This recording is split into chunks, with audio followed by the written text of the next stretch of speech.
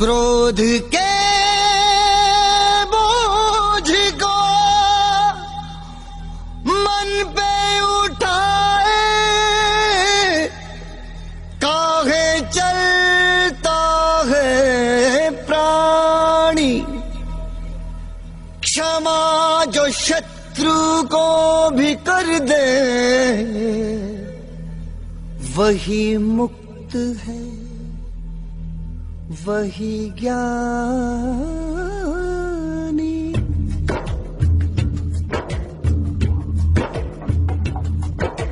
समय का पहिया चलता है, दिन ढलता है, रात आती है। रात में जब एक छोटा सा नन्हा सा दीपक जलता है, उसकी जरा सी जोत सही पर दूर से उसको देख कोई बरसों का मुसाफिर गिरते गिरते संभलता है। समय का पहिया चलता है, दिन ढलता है, रात आती है।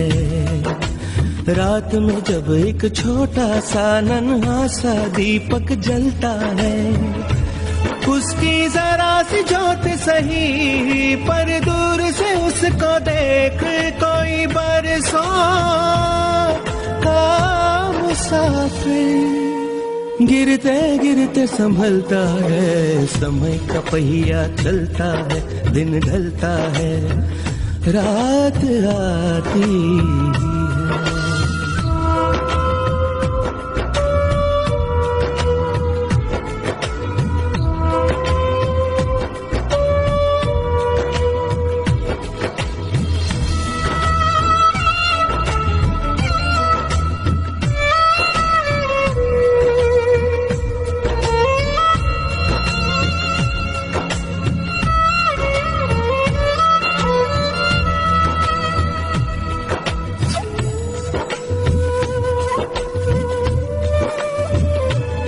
मैंने जाते जाते जाना कौन है अपना कौन पराया। मैंने जाते जाते जाना कौन है अपना कौन पराया। बस तू ही मेरा अपना है, बस तूने प्यार निभाया। ओम शांति। 1905 में लिखी गई एक लघु कहानी है जिसका नाम है the gift of Magi, O Henry के द्वारा लिखित। क्रिसमस नजदीक आ रहा है। एक दाम्पत्य है, परिस्थिति गरीब है घर की, इतने पैसे नहीं हैं, परंतु दोनों की ये तीव्र इच्छा है और दोनों का आपस में बहुत प्रेम है। दोनों चाहते हैं कि एक दूसरे को कोई उपहार दे, परंतु क्या दे, पैसे नहीं है। वो जो पति है उसके पास एक अच्छी घड़ी है और वो पत्नी देखती है, उस जमाने में घड़ी यहाँ नहीं, यहाँ पहनी जाती थी चेन से, कि वैसी चेन उसके पास नहीं है, तो मैं क्या करूं कि उसके लिए चेन खरीद दूं एक। पति देखता है कि मेरी जो पत्नी है उसके बाल बहुत लंबे हैं, घुटनों तक, पर उसके पास कोई अच्छी कंघी नहीं है, तो क्यों ना मैं बहुत अच्छी कंघियों का एक सेट उसके लिए खरीदूं। दोनों मन ही मन प्लानिंग करते हैं। क्रिसमस बस एक दिन के बाद है, ताकि क्रिसमस में एक दो को वो गिफ्ट दे सके। तो वो जो पत्नी होती है डेला, वो एक दुकान में जाती है, हेयर ड्रेसर, और कहती है यदि मैं अपने बाल काट कर दूं तो उसके कितने दाम होंगे। वो कहता है आपके बाल तो बहुत ही अच्छे हैं, $20। वो कहती है हाँ, इसमें तो मुझे वो चेन मैं खरीद सकती हूँ अपने पति के लिए, जिम। और जो पति है जिम, वो सोचता है मैं इसके लिए कंघी का सेट खरीदना है, तो ये घड़ी वैसे भी मेरे क्या काम की, क्यों ना मैं इस घड़ी को ही बेच दूं। और वो घड़ी को बेचता है और उसके लिए कंघियों का एक अच्छा सा सेट खरीद कर लाता है। क्रिसमस का दिन वो दोनों एक दूसरे को अपनी गिफ्ट दिखाते हैं। वो घड़ी के लिए चेन लेके आती है, पर घड़ी अब है ही नहीं। वो उसके लिए कंघी का एक सेट लाता है, परंतु अभी बाल ही नहीं है। वो दोनों बैठते हैं, दोनों की आंखों में आंसू। भले वो वस्तु है जो उन्होंने लाई है, उनका भी उनके लिए कोई उपयोग नहीं, परंतु जो प्रेम है, जो प्रेम की गहराई थी एक दूसरे के लिए, वो और बढ़ गई। तो महत्व वस्तु का नहीं, महत्व किसका है? उसके पीछे जो छिपा हुआ स्नेह है, उसका है। स्नेह बहुत बड़ी शक्ति है। आज भी मुरली में बाबा ने एकता की बात कही है। संगठन में एकता, और यदि किसी से टकराव ना हो, उसके लिए क्या किया जाए, उसकी भी बातें कही है। पर पहले हम चालू करते हैं शुरुआत से। क्या कहा बाबा ने आज? कौन देख रहा है किसको? ग्रेट ग्रेट ग्रेट ग्रैंडफादर और गॉडफादर किसको देख रहे हैं? इस परिवार को देख रहे हैं। कौन सा ओकेजन है, कौन सा समय है ये? मुरली कब चली है? 31 दिसंबर, नया वर्ष। तो न्यू ईयर की मुरली है या दिवाली की मुरली है? बाबा ने बीच में दीपक जगा दिए। हर एक आत्मा श्रेष्ठ है, हर एक सिकिलता, हर एक अति प्यारी। भगवान की ये दृष्टि है। बीच में परिवार की बात कही है। एक परिवार, ऐसा श्रेष्ठ परिवार जिसमें एक एक आत्मा श्रेष्ठ है, एक एक आत्मा महान है, एक एक आत्मा सिकिलती है।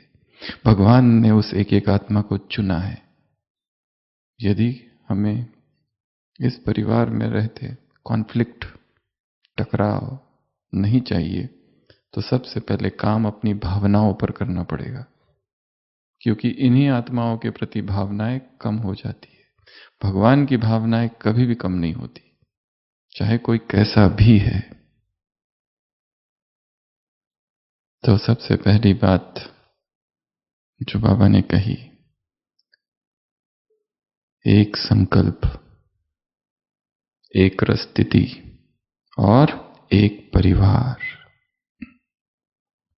एक संकल्प, ये बहुत अच्छा अभ्यास है, प्रैक्टिस है। दिन में समय निकालकर बीच बीच में एक संकल्प में हम कितना समय तक टिके रह सकते हैं, इसका अभ्यास करना है। बैठ जाना एकाग्र, एक कोई भी संकल्प, और उसी संकल्प के इर्द गिर्द मन डोलता रहे, घूमता रहे, चिंतन करता रहे। ये बहुत अच्छा अभ्यास है।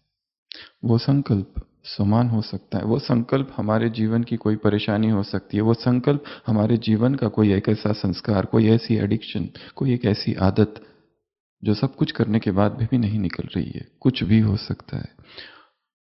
उस पर मन फोकस हो जाए। कोई प्रॉब्लम, कोई इश्यू, कोई टेंशन, कोई स्ट्रेस, उसको बीच में रखना और देखना, तो गहराई में वो स्पष्ट होने लगेगी, दिखने लगेगी कहाँ क्या गड़बड़ चल रही है। एक बात जो अतीत में हुई है और अब तक उसका चिंतन चालू ही है, चालू ही है, चालू ही है, वो पास्ट हो गई पर फिर भी चालू है। दादी जानकी का एक स्लोगन बहुत पावरफुल है। कौन सा? रात गई, बात गई, पर ऐसा है हमारा? रात गई, उसके साथ बात भी चली जाए, हम अभी तक कंधों पर ढो रहे हैं उसको। किसने गलत व्यवहार किया है, बात गई, रात गई, अभी तक याद रखा है, बोझ है। तो एक संकल्प का अभ्यास, वन संकल्प प्रैक्टिस, इस मुरली से यह पहला होमवर्क। एक संकल्प में स्थित हो जाना, केवल उसको रिपीट नहीं करते रहना, मैं महान आत्मा हूं, मैं महान आत्मा हूं, यह तो समान हो गया। कुछ भी लिया जा सकता है, कुछ भी। मैं दुखी क्यों हूं, यह संकल्प है, स्थित हो जाओ इसमें। कारण दिखाई देने लगेंगे, जैसे मन एकाग्र होने लगता है, चेतना को चीरते जाता है और अंतर मन की सच्चाई दिखाई देने लगती है। और कोई प्रतिक्रिया नहीं करनी है देखते समय, केवल देखना है, क्योंकि ये गहरा ऑपरेशन है, बहुत मन का ऑपरेशन। बहुत शांति, बहुत मौन, बहुत स्थिरता इसमें चाहिए। ऑपरेशन जब होता है तो बाहर क्या होता है, एक लाइट होता है रेड, अंदर कोई जा नहीं सकता।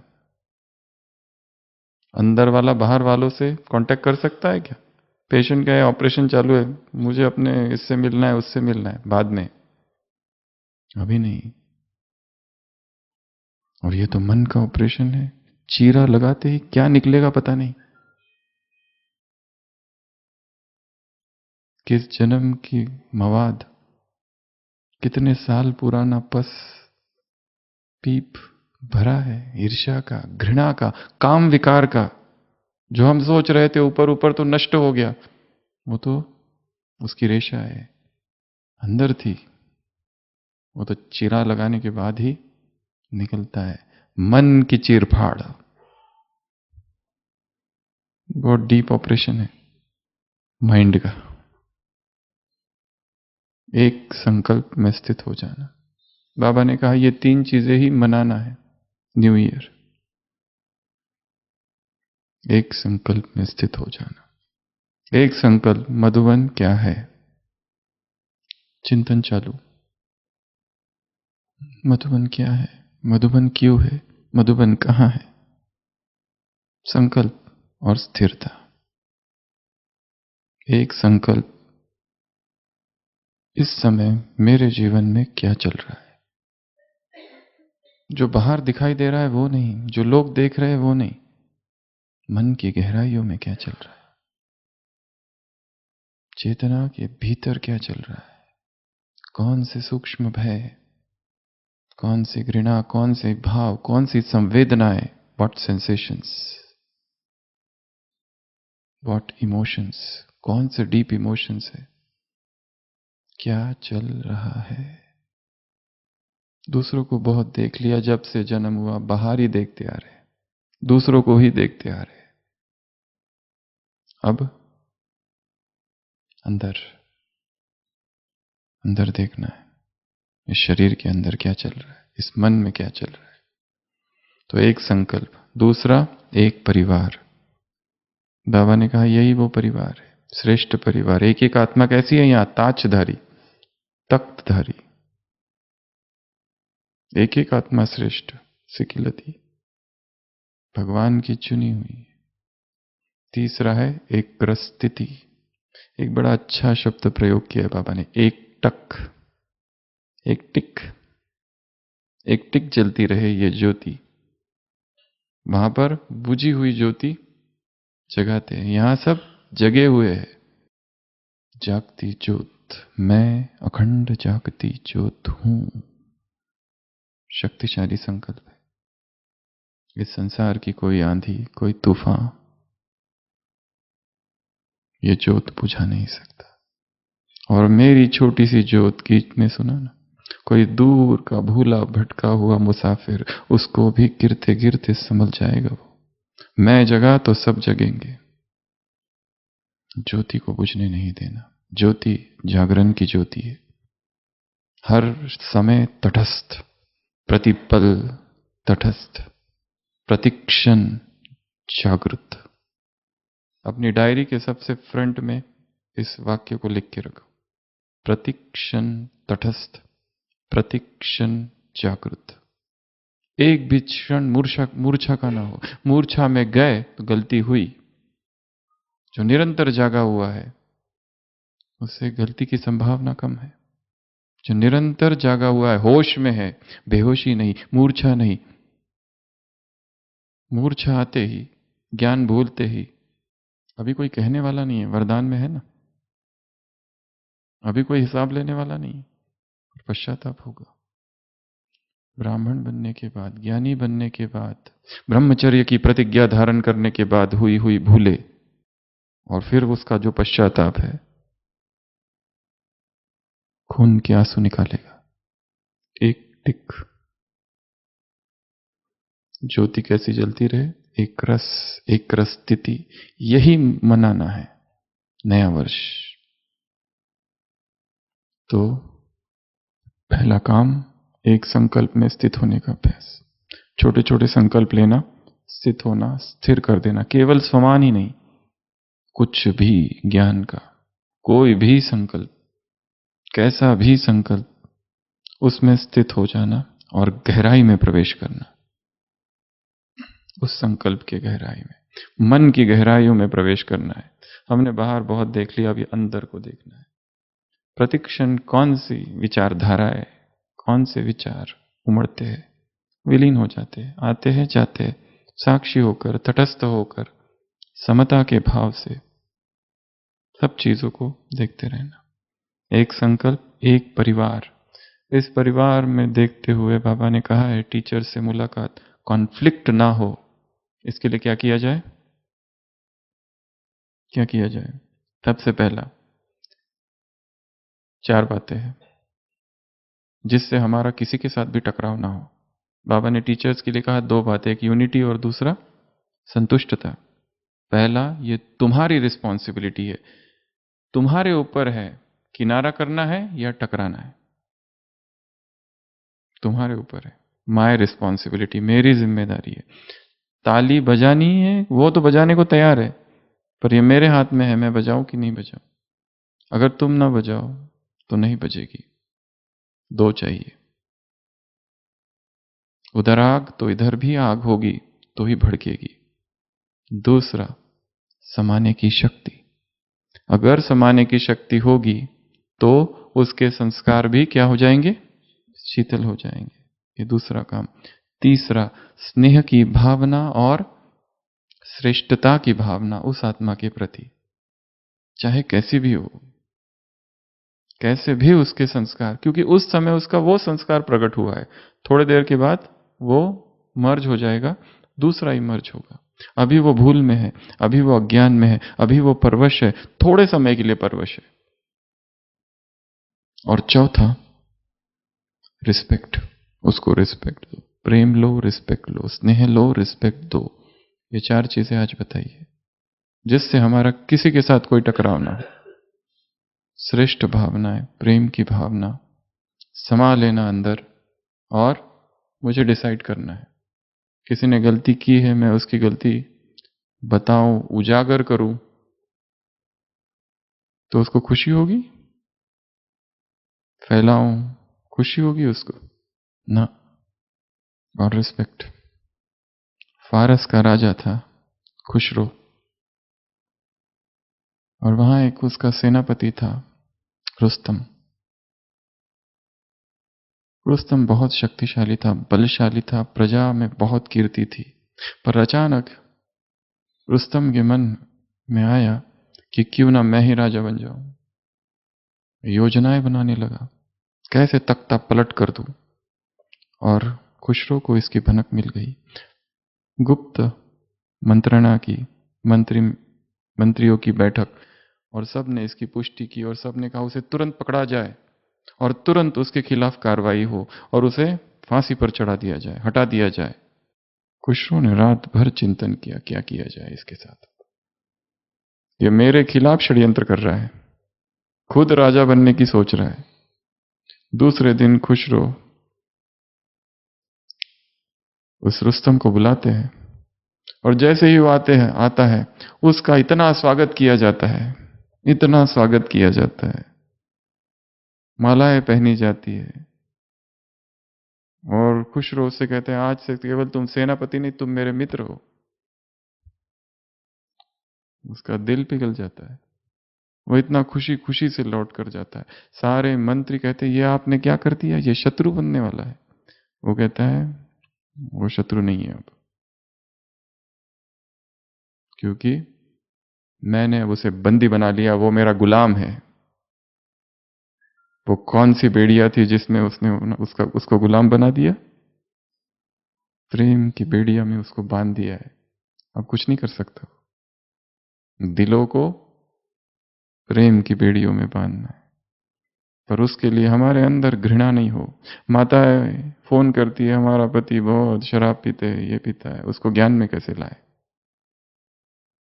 उसके ज्ञान में आने के लिए सबसे बड़ी बाधा कौन है? तुम।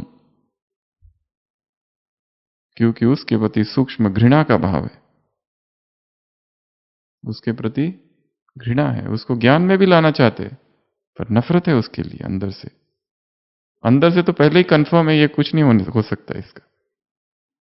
ये बच्चे जो है ना, कुछ नहीं होगा इनको, लेके आ रहे हैं मधुबन, पर अंदर से कंफर्म है, पक्का है ये ज्ञान में चलने वाले। इनके लक्षण ही ऐसे हैं। और भगवान देखो कब से अथाह धैर्य, वो धैर्य का सागर है। उसकी महिमा में एक शब्द और जोड़ दो, धैर्य। आते हैं, उसका हाथ छोड़कर जाते हैं, फिर आते हैं, कुमार बनकर आते हैं, फिर अधर कुमार बनकर आते हैं, फिर भी सबको स्वीकार करते जाता है। तो न्यू ईयर को कैसे मनाना है? ये 3 बातें हुई। अब न्यू ईयर कैसे मनाना है? बाबा ने कहा 3 शब्दों पर प्रयोग करो, एक्सपेरिमेंट ऑन 3 वर्ड्स, अतीत, वर्तमान और भविष्य। क्या एक्सपेरिमेंट करेंगे? अतीत पर, जो हो गया बहुत अच्छा हुआ, हाँ ये तो है, जो हुआ वो बहुत अच्छा हुआ, फुल स्टॉप, रात गई बात गई। अब उसका पुनरुक्त नहीं करते रहना है, बताते नहीं रहना है दूसरों को, फोन कर करके, लिख लिख के, ये हुआ ऐसा हुआ। बीती सो बीती, पास्ट इज पास्ट, पर इसके आगे की बात आज कही दी है। बीती सो बीती की, पर किस विधि से की? पास विद ऑनर होकर, या दुखी मर मर के जी रहे, जी जी के मर रहे, क्या कर रहे? हमें अपनी जीवन कहानी याद अगर आए तो दिल से क्या निकले? वाह वाह। और हमारे जीवन से कोई पाठ पढ़े, कितनी अच्छी बात है। हमारे जीवन से कोई पाठ पढ़े तो फिर क्या हो जाएंगे? हमारे सारे कर्म द्वापर से चरित्र कीर्तन बन जाएंगे। भक्त कीर्तन करेंगे। नवधा भक्ति है ना, कौन सी है वो? नौ भक्ति है, 9 प्रकार की भक्ति। सेकंड नंबर की भक्ति कीर्तन है। पहली भक्ति है श्रवण, सुनना। बाबा ने कहा वो नवधा भक्ति करते हैं, तुम नवधा ज्ञान धारण करो। तुम्हारा है नवधा योग।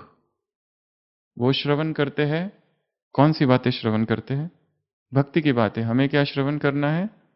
तब कथामृतम, उसकी जो कथा है, उसकी जो वाणी है, उसकी जो अव्यक्त आवाज है, उस अव्यक्त आवाज का श्रवण करना है। केवल मुरली क्लास में बैठते हुए नहीं, योग की अवस्था में उसकी आवाज आ जाए, हमें सुनाई दे वो हमसे क्या कह रहा है। द डिवाइन कॉल, वो हमसे कह रहा है clasps my hand and come, मेरा हाथ पकड़ो और आ जाओ। एक पिताजी है, एक बच्चे को यहां लिया और एक बच्चे को यहां लिया, 2 बेटे हैं और जा रहे। इधर वाले बेटे ने देखा आम का झाड़ मुझे चाहिए और मुझे नीचे उतारो, नीचे उतार के भागने लगा, ठोकर लगी और गिरा और रोने लगा। दूसरा है वो यहीं बैठा है, वो गया और कंधे पर है, आम तोड़ा और खाया। समर्पण। वेट, वो सोच रहा है, उसकी अपनी कुछ प्लानिंग है तुम्हारे लिए, तुम ही सारी मत करते रहो। उसने भी कुछ तो सोच के रखा होगा ना, उसे पता है मैं हूं। कि नहीं पता? वो तो कहता है मैं एक एक को देखता हूं, जो यहां नहीं है उनको तो ज्यादा देखता हूं, जो यहां है ही नहीं। बाबा की दृष्टि पूरी सृष्टि पर घूमती है। अभी भी मुरली थी ना, उसकी दृष्टि में पूरी ब्राह्मणों की सृष्टि समाई हुई है, उसकी दृष्टि में। उसे ऐसा कुछ भी नहीं है जो पता नहीं है। वो हमारे इस जन्म को तो क्या, हमारे जन्म जन्म की हुई भक्ति को जानता है, हमारे समर्पण को जानता है, हमारी प्यूरिटी का उसे पूर्ण ज्ञान है। इसके लिए ये नहीं समझना कि उसे पता ही नहीं, शायद वो मुझे भूला हुआ है, उसे पता ही नहीं इस डिपार्टमेंट में मैं इतने दिनों से हूं, उतने दिनों से मैं अभी सेवा में हूं, आगे मेरा क्या, कुछ सोचा है कि नहीं तुमने? उसकी सोच हमसे 10 कदम आगे है, फास्ट। ऐसा हो कि उसका कीर्तन हो। तो हम बता रहे थे सबसे पहली भक्ति है सुनना। यहां पर भी सुनना है, भगवान की वाणी सुनना, भगवान की आवाज सुनना, महावाक्य सुनना। ये कान जो है पवित्र हो जाए, बहुत मैल है इसमें। जिनके श्रवण समुद्र समाना, भगवान की वाणी सुनने के लिए जिनके कान बहुत बड़े, कहां पर भी कुछ सुनने को मिला पकड़ लेते हैं। अपने कानों को बड़ा करना है, उसकी वाणी। दूसरे प्रकार की भक्ति है कीर्तन। कीर्तन करना, गुणगान करना, स्तवन करना, प्रेज। अंग्रेजी में कहते eulogy, eulogise the father, sing the hymns of praise. इधर क्या, उसके मन ही मन गुणगान करना। वाह बाबा वाह, कौन से गीत गाओ सुबह सुबह? बाबा बाबा। और बाबा भी क्या गीत गाएंगे? प्यारे बच्चे। और कौन से गीत गाओ? हाय, वाय, क्राई, ट्राई। ट्राई ट्राई के गीत नहीं गाओ, कोशिश कोशिश के नहीं, करके दिखाओ। आए आए के गीत नहीं गाओ, माए माए के गीत नहीं गाओ, डाय डाय के गीत नहीं गाओ, ड्राई ड्राई के गीत नहीं गाओ। कौन से गीत गाओ फिर? वाय वाय के भी नहीं, वाय वाय की जगह वाह वाह, और आए आए की जगह वाह वाह वाह वाह। ऑटोमेटिक गीत बजते रहते हैं दुख के। ऑटोमेटिक बजते रहते हैं, हमने कुछ किया नहीं, वो बजते रहते हैं अंदर से। बैकग्राउंड म्यूजिक ही दुख का है, ऊपर से बस मुरली के वाक के बीच बीच में डाल रहे हैं हम। जो बीच में गीत के बीच में जो म्यूजिक है, उसमें बस आ जाते हैं हमारे थोपे हुए थोड़े बहुत। मैं महान आत्मा हूं, मैं मास्टर सर्वशक्तिवान हूं। फिर गीत बजता है दुख का, फिर थोड़ा म्यूजिक बजता है दर्द, वेदना। संसार में जैसा दुख है वैसा ही दुख इधर भी तो है, अचानक से निकलता है अंदर से।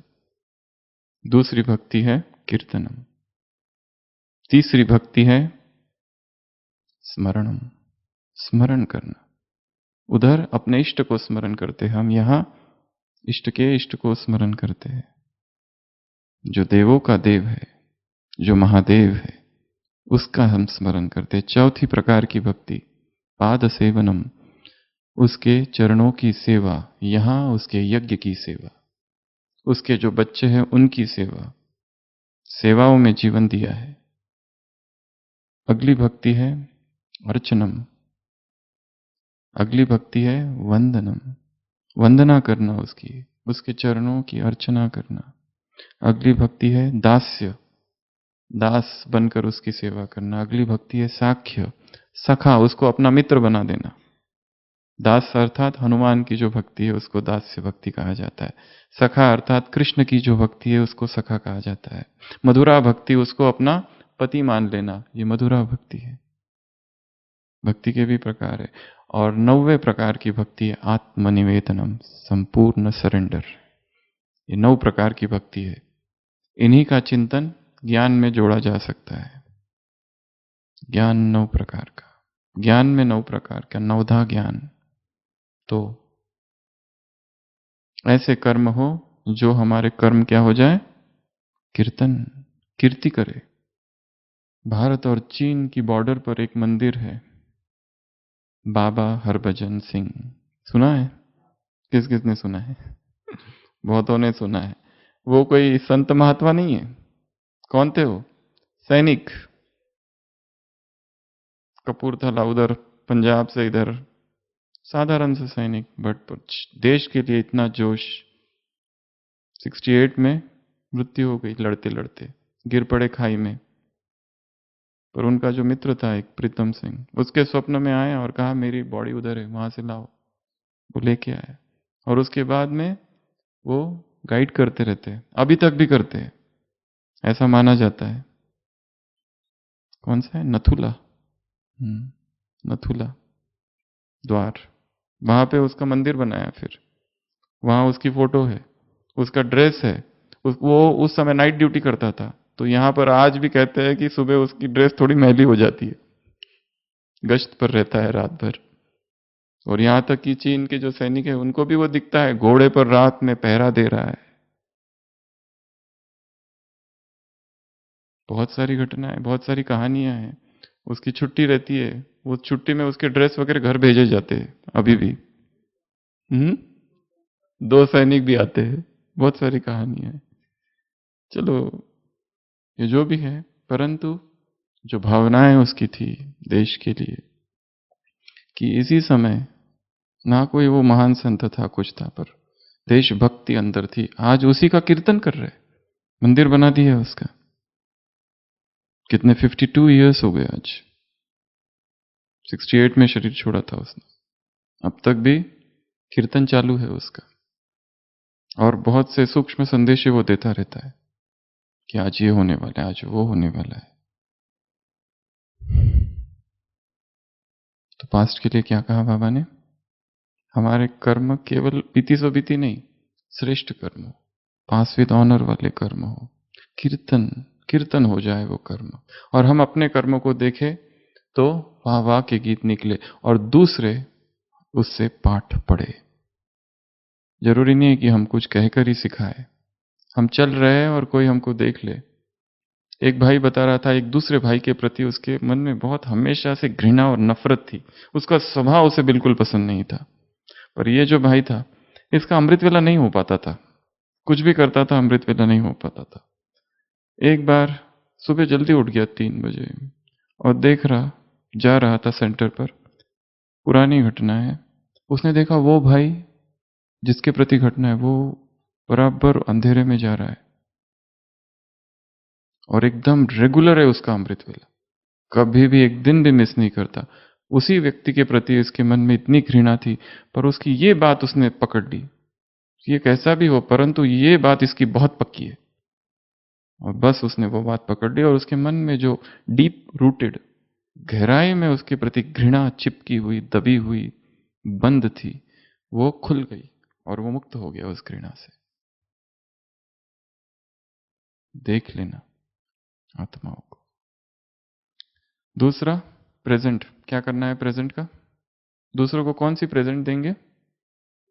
स्नेह की, और 1 सेकंड की दृष्टि, स्नेह की 1 सेकंड का सहयोग, 1 सेकंड का क्या? श्रेष्ठ संकल्प, समय, मीठे बोल, सहयोग, श्रेष्ठ संकल्प, श्रेष्ठ भावना, कुछ भी इनमें से ये प्रेजेंट दो। बाबा ने उदाहरण दिया लौकिक का भी, जब गिफ्ट दिया जाता है तो बहुत खुशी होती है, चाहे वो कोई भी हो, अज्ञानी हो, तुम्हें भी गिफ्ट देनी है। किसको देनी है? इन ब्राह्मणों को। किसको देनी है? भक्तों को। किसको देनी है? जो संबंध संपर्क में आएंगे उन सभी को, जो जो मिलेगा। जो परेशान अशांत आत्मा है उसको भी गिफ्ट दी जाती है, तो वो उसको भी खुशी होती है। तो गिफ्ट, खुशी होती है उसमें। तो हमें अलौकिक गिफ्ट्स भी देनी है, स्थूल गिफ्ट भी देने हैं। कुछ ऐसी गिफ्ट देना कि उसको वो काम आए। बेस्ट गिफ्ट जो है पेन ड्राइव, कोई सीडी जिसमें कुछ क्लासेस हो अच्छी, पावरफुल, कुछ जीवन को परिवर्तन करने वाली बातें हो, ऐसी। स्थूल भी दे सकते हैं जो आवश्यक हो। किसी को डायरी देना, उसको कहना इसमें अपनी पूरी दिनचर्या रोज की लिखो। कोई ऐसी सौगात जो उसे याद दिलाती रहे मधुबन की। इस तरह की गिफ्ट देनी है। तो गिफ्ट क्या देखा जाता है? स्नेह। जैसे उस कहानी में न पति की लाई हुई वस्तु पत्नी के काम की थी, न पत्नी की लाई हुई वस्तु पति के काम की थी। पर इस घटना से क्या हो गया आगे? उनके बीच का जो प्रेम था कैसा हो गया? बहुत पक्का, प्रगाढ़, गहरा हो गया। तीसरा है फ्यूचर। फ्यूचर का क्या करेंगे? सपने फ्यूचर का क्या करेंगे? भविष्य का। फ्यूचर में क्या है? वो जो दुनिया लाने वाले हो कैसी, नयन कैसे होंगे, दृष्टि कैसी होगी, चलन कैसी होगी, संस्कार कैसे होंगे, वो यहां दिखाने हैं। क्या क्या करेंगे उसमें? क्या करेंगे? कौन से संस्कार धारण करेंगे? यहां दो संस्कार बताए। एक ताज।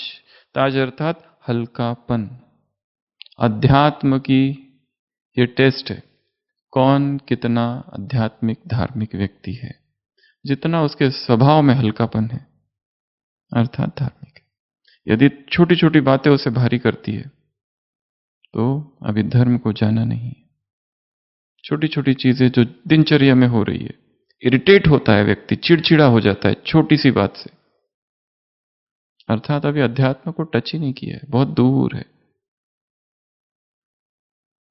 टॉलरेंस नहीं है, दूसरों को सहन ही नहीं कर सकता किसी की कोई बात, चिढ़ता है तुरंत। सूक्ष्म चेकिंग की आवश्यकता है। हल्कापन। तख्त कौन सा? तख्त कौन सा? नशा और निश्चिंतपन का।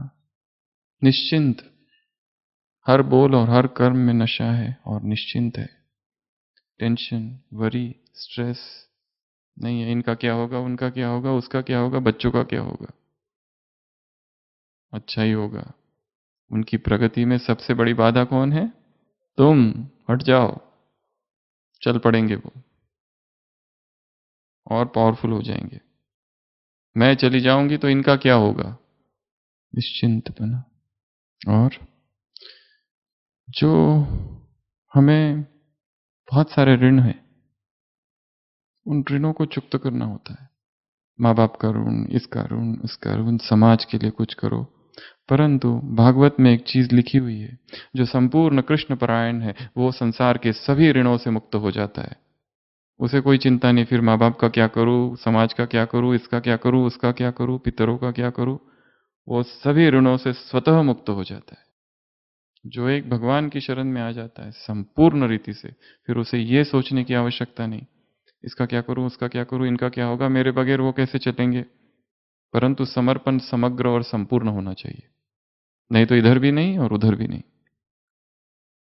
अगर जितने भक्तों के जीवन में है, क्या दिखाया है, इतने लीन हो गए कि उनके लौकिक परिवार की चिंता भी फिर किसने की?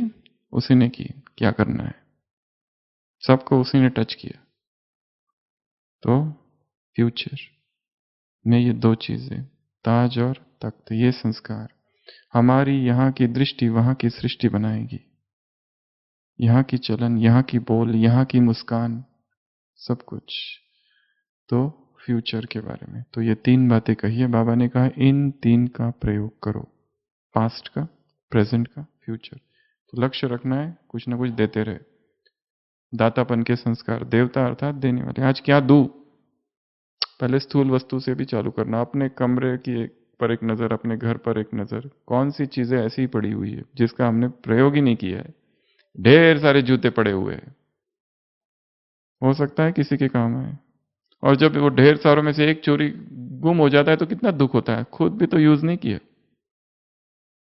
इतनी सारी साड़ियां, इतने सारे कपड़े, इतने सारे गहने, बहुत सारी चीजें हैं, इतनी सारी शॉल रखी हुई है।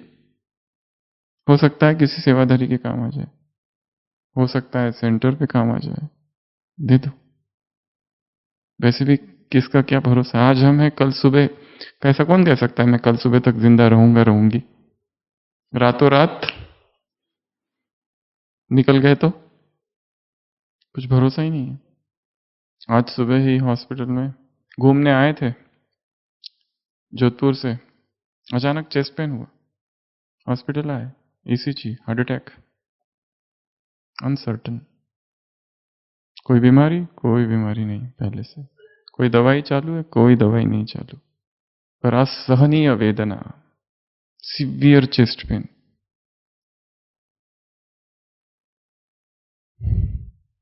तो अचानक बीमारी, अचानक विनाश, अचानक मृत्यु। फिर इसलिए क्या करना है? खाली करना है थोड़ा।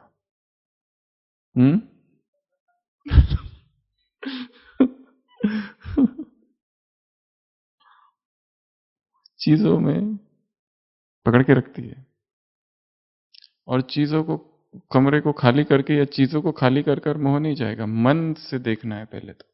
जिस चीज से मुक्त होना है उसको मन से मुक्त कराना है उसको, कि ये वो चीज है, क्या इसको पकड़ के रखना है या छोड़ दूं। तो ये 3 पर काम करेंगे। पास्ट पर, पास्ट को श्रेष्ठ बनाना। दूसरा प्रेजेंट, उसका एक और अर्थ है इस पल में जीना, ना तो अतीत में ना तो फ्यूचर में। जैसे एक महिला है, रेगिस्तान में 3 दिन से चल रही है, कहीं कोई पानी की बूंद नहीं है, इतनी थकान, मरने की हालत हो गई है, प्यास प्यास, गला सूखा जा रहा है, दिखता है दूर पानी चमकता हुआ, कहीं मृग मरीचिका तो नहीं, इज दिस अ मिराज। मन में संशय उठता है, जाती है सामने, हाथ लगाती है, वास्तव में पानी है, और फिर वहां बैठ जाती है। ऐसे ऊंट पर एक व्यक्ति, एक राहगीर वहां से गुजरता है, पूछता है क्या हुआ? वो कहती है बहुत प्यास लगी है। वो कहता है पानी क्यों नहीं पीती? क्या उत्तर होगा? क्या उत्तर होगा? वो कहती है इतना सारा पानी है, मैं कैसे पीऊं सारा पानी, और मुझे आगे भी कितनी यात्रा करनी है, वो कैसे ले जाऊं यहां से, इतना पानी मैं कैसे पी सकती हूं एक साथ? वो कहता है एक साथ पीना नहीं है, sip by sip, just 1 sip. इस पल में जियो। अभी क्या चाहिए? प्यास है, अभी पानी पी लो बस। फिर ये नहीं सोचो इतना मैं कैसे पीऊं। तुमको प्यास बुझाने के लिए इतना पीने की आवश्यकता नहीं है, वो 1 सिप इज इनफ। और आगे मैं कैसे लेके जाऊं, यहां कुछ है भी नहीं, बकेट छोड़ो, पियो और निकल पड़ो, आगे मिलेगा और उससे भी अच्छा मिलेगा। लिव इन दिस मोमेंट, इस पल में जीना। इस पल में सदी छिपी हुई है। In this moment lies the eternity. अभी यहां क्लास में बैठे, बस क्लास में ही बैठना है। अब ये इसके आगे की, यहां बैठे बैठे इधर क्लास सुन रहे हो और प्लानिंग कर रहे, कल नाश्ते में क्या है, कल दोपहर में क्या बनाऊं, कल घर पर एक बार फोन नहीं किया 3 दिन से, आज कल तो करता हूं। कुछ प्लानिंग और चालू है, इस पल में नहीं है। इस पल में जीना अर्थात सुन रहे तो केवल सुन रहे, बोल रहे तो केवल बोल रहे, खा रहे तो केवल खा रहे, चल रहे तो केवल प्रतिक्षण सजग, प्रतिक्षण तटस्थ, जागृत। फिर भूले नहीं होगी, नहीं तो भूले होती रहती है। हम क्या बोलते रहते दिन भर, कुछ के कुछ, वो सब बेहोशी के बोल है, सारे के सारे बोल बेहोशी के हैं, इसलिए ऐसे बोल निकलते। तो ये 3 बातें। उसके बाद में वाह वाह के गीत, वाय वाय के नहीं, आय आय के नहीं, अमृत वेला गीत गाओ, बाबा भी गीत गाते हैं। इस मुरली में और एक बात अच्छी है, तुमने बाबा का प्यार से, स्नेह से आह्वान किया है, तो उसने क्या कर दिया? एक चीज की उसने, कौन सी? उस दुनिया से इस दुनिया में आ गया। किस दुनिया से किस दुनिया में आ गया? न्यारी दुनिया से प्यारी दुनिया में। तुम्हारे आह्वान में इतनी शक्ति है कि ये हो सकता है।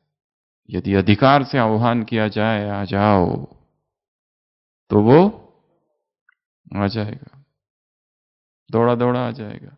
कितनी पावर से हम उसका आह्वान करते। महाभारत में दिखाया, रुक्मिणी पुकारती है कृष्ण को, अभी देखा भी नहीं ना उसने उसको, देखा ना उसने, पर पुकारा है, हृदयेश्वर हरि हृदय विहारी, बिनती सुनो रे नाथ हमारी, आ जाओ। अपलक लोचन, पुकार रही है वो। उस पुकार को उसे सुनना ही है। एक छोटा सा चिड़िया, चिड़िया नहीं, क्या कहते, चींटी ऊपर है डाली पर, और वहां से गिरी, नीचे पानी है, अब डूबने वाली, मरने वाली है। भागवत में उदाहरण है, आर्त पुकार निकलती है, हे गोविंद। चींटी गिर रही है नीचे, अंदर से पुकार रही है, हे गोविंद कहाँ हो, मदद। चींटी पानी तक आ गई है, बस अभी डूबने वाली है, हे गिरधर, हे गोविंद। आर्त पुकार है, और अचानक से एक पत्ता गिरता है और उस पत्ते पर वो गिर पड़ती।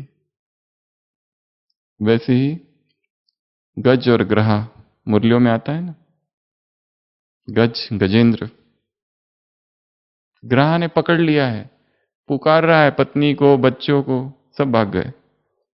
त्रिकूट पर्वत के पास वो सरोवर है, और अंत में हे नारायण। तो बाबा को पुकारना है, कैसी पुकार हो वो, आर्तनाद, हृदय से, बस अब उसमें प्रेम भरा हो, इतना अधिकार भरा हो, जैसे अब कोई आधार रहा ही नहीं, जैसे वो द्रौपदी, कोई नहीं बचा उसकी मदद के लिए, बस तुम ही हो, बस तू ही है, तुम ही थे, तुम ही हो, और कोई था ही नहीं कभी। ऐसी आर्त पुकार, तो गिरते गिरते नीचे क्या आ जाएगी, एक पत्ती आ जाएगी, फिर उसमें सुरक्षित रहो। न मे भक्त्या प्रयश्यति, मेरे भक्तों का विनाश नहीं होता, जो मेरे प्रति समर्पित है उसका विनाश नहीं हो सकता। तो ये एक योग का प्रयोग या अभ्यास कहो। कब करेंगे इसको, संकट में? कि दिन भर? दिन भर में बीच बीच में उसका आह्वान करना है, आह्वान करना, आर्त पुकार, वो आ जाए, कहे क्या, कहना कुछ नहीं, ऐसे ही याद आ गई थी एनी प्रॉब्लम? नो प्रॉब्लम पर आएगा कि आएगा वो, उसको पुकारते रहना है बीच बीच में। प्रैक्टिस नहीं तो भूल जाएगी प्रैक्टिस उसको पुकारने की। भक्तों की तरह पुकारना नहीं, कुछ मांगना है, कुछ चाहिए, इसलिए नहीं। अगर वो पूछा क्यों अबू लाया, कहना बस तुमको देखने की इच्छा हो गई थी, बस, बाकी चाहिए कुछ नहीं, जस्ट देखना था। तुम्हें क्या निहारने को दिल चाहता है उसके लिए बुलाया था बस। तो पुकारना है उसको, आर्त पुकार, दिल से पुकार। और मुरलियों में भी आया ना, बाबा मेरा बाबा आ जाओ, वो बीच में मुरली चली थी। तो प्रैक्टिस होती रहे, होती रहे। केवल दुख में ही पुकारना नहीं है, सुख में पुकारना है। जब बहुत खुशी हो रही है, बहुत अच्छा योग, सब कुछ अच्छा हो गया, आज दिन भर एकदम अचल अडोल स्थिति रही, ब्रह्मचर्य टॉप, दृष्टि वृत्ति संपूर्ण पवित्र, देह का भान नहीं, दिनचर्या एक्यूरेट, कहीं आलस्य नहीं, कोई अलबेलापन नहीं, योग युक्त स्थिति, किसी को दुख नहीं दिया, कोई दुख लिया भी नहीं, श्रीमत, सब कुछ इतना अच्छा हुआ। अब फिर बुलाओ उसको, आई एम ओके, ये कहने के लिए बुलाया था फोन लगाया, लग नहीं रहा था, इसलिए बुला लिया, आ जाओ बाबा, आ जाओ, मैं तुम्हें पुकार रहा हूं, आ जाओ, अपने धाम को छोड़ के आ जाओ। ना हम वसामि वैकुंठे योगिनाम हृदयन च मदभक्ता यत्र गायन्ति तत्र तिष्ठामि नारद। हे नारद, मैं कहा हूं, वैकुंठ में मैं नहीं हूं, योगिनाम हृदयन च, ना ही इस योगी के हृदय में बैठा हूं। मदभक्ता यत्र गायन्ति, जो मेरा प्रेमी है और जो मेरे गुणगान कर रहा है, तत्र तिष्ठामि नारद। हे नारद सुन, मैं वहां विराजमान हूं, वो वहां है, वो अब भी है। ऐसा नहीं बाबा का पाठ पूरा हो गया और वो चला गया। कितने साल हो गए? 4 साल। वो अभी भी है, वो अभी भी कम्युनिकेट कर रहा है। वो हमारे हर कम्युनिकेशन में, हमारे हर योग की अवस्था में ही टेक्स पार्ट। वो सुन रहा है हम जो योग में उससे बात कर रहे हैं। जब हम उसके सामने बैठते हैं उसे पता है सारे दिन भर हम क्या कर रहे हैं, कमरे में क्या कर रहे हैं, कमरे के बाहर क्या कर रहे हैं। He knows. ये मत समझना वो तो चला गया, अब देखने वाला कोई रहा ही नहीं। वो है, वो है, वो देख रहा है। जैसे एक व्यक्ति है, वो उसको एक व्यक्ति बनाना है। बीच बीच में फोन करते रहना उसको। नीचे शांतिवन में एक बच्चा था, थोड़ा सा मंद बुद्धि था। तो सूरज भाई साहब की एक उन्होंने क्लास सुनी, वो बच्चे ने, कि बाबा को फोन करते रहो। तो उसके पास एक खिलौना है, उसकी माँ है, वो बच्चा जो है कुछ पढ़ा लिखा नहीं है, तो वो बस दिन भर शिव बाबा, हाँ शिव बाबा मैं ठीक हूं, ऐसे बात करते रहता है।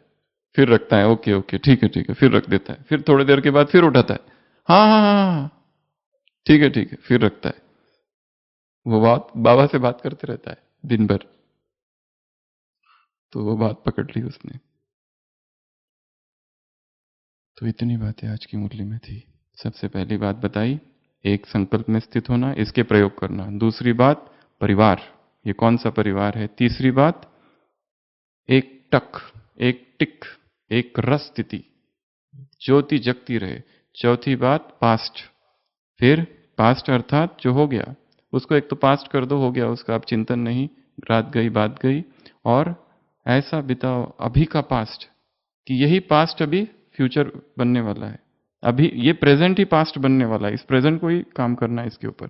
फिर प्रेजेंट के लिए प्रेजेंट देते रहना। बाबा ने कहा स्टॉक है, इतना स्टॉक है, शुभ भावना शुभ कामना, स्टॉक खत्म हो जाता है दिन में, कम है हमारे पास स्टॉक, स्टॉक को बढ़ाना पड़ेगा। फिर फ्यूचर, फिर वाह वाह के गीत। अंदर ही अंदर तुम्हारे अंदर खुशी के क्या बजने चाहिए, ढोल नगाड़े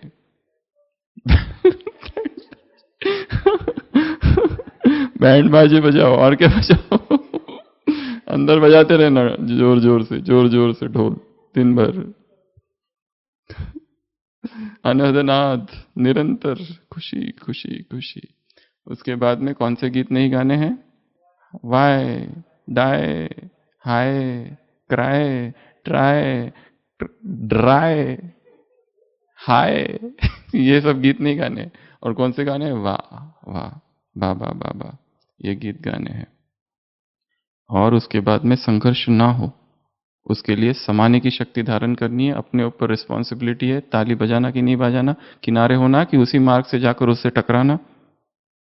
समाने की शक्ति और रिस्पेक्ट देना, उसको क्या देना, रिस्पेक्ट देना, रिगार्ड देना।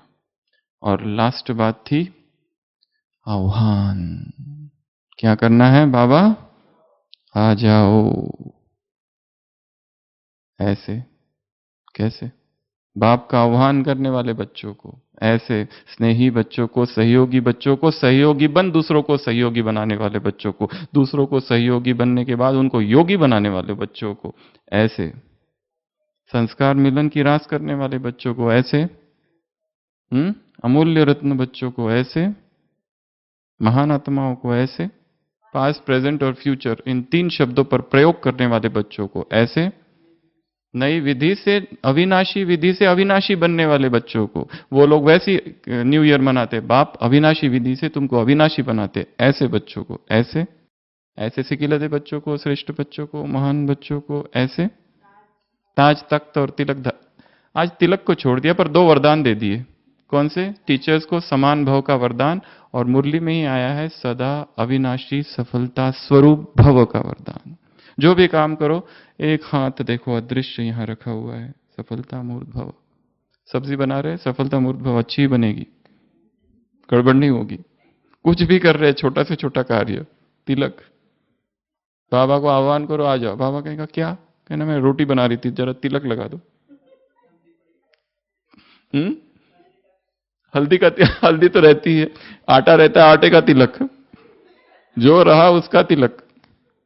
चित्रकूट के घाट पर भई संतन की भीड़, तुलसीदास चंदन घिसे तिलक देत रघुवीर। रघुवीर खुद आएंगे, तिलक देकर जाएंगे। ऐसे तिलक देने वाले, तिलक देने वाले नहीं धारण करने वाले बच्चों को ऐसे बाबा को बार बार फोन करते रहना। बाबा का भी, उधर का भी हालचाल, परमधाम में सब ठीक ठाक तो है कि कोई गड़बड़ चल रही है, कोई आत्मा ज्यादा उठा पटक तो नहीं कर रही है उधर परमधाम में? हाँ, इधर ज्यादा भेज दो अगर 2-3 बची होगी तो। सब ठीक ठाक तो है?